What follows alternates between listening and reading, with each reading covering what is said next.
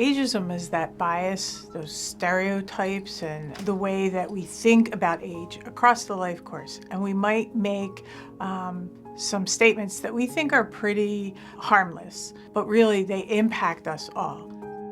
A lot of people, look at older Pennsylvanians and older Americans and think that, they don't have a lot to offer. We have a volunteer program here of over 500 volunteers, and they are more active and have more energy than I do on any given day, and they're in their 70s and 80s. People think that first of all, they think that people, when they reach a certain age, retire. That's not true. In this day and age, there's a lot of people over the age of 60 and 65 that are still in the workforce. You hear statements like, she can't run this program, she just finished college, she's too young.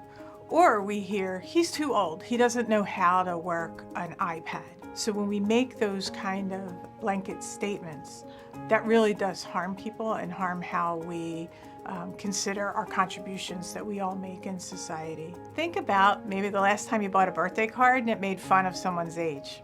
Oh, you're over the hill simply because you're a certain chronological age. Think about a time we all laughed about a joke and it was making fun of a disability that someone might have.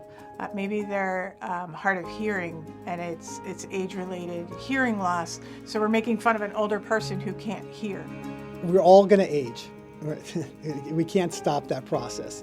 We're all going to be there at one point. And I think when we talk about helping older Pennsylvanians, making sure that they stay in the community, stay in their homes as long as possible, that is supporting communities as a whole. They're giving back on a daily basis. As we age, we gain experience, we gain different life lessons.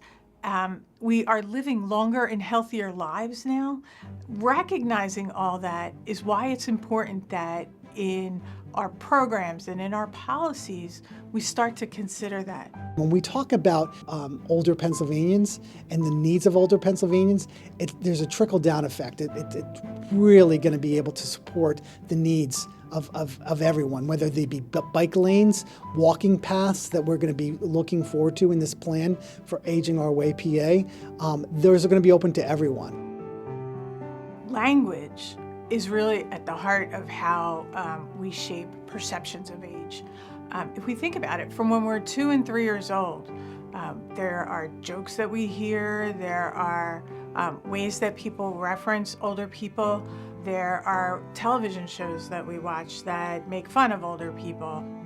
We may even need support of federal or congressional delegations, but it's really at the local level where people live, where they work, where they're interacting with their grandchildren and in their community that the changes need to be made.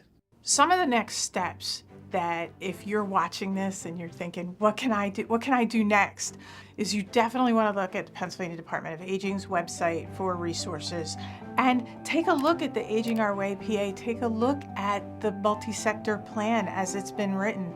It's covering much more than the Department of Aging.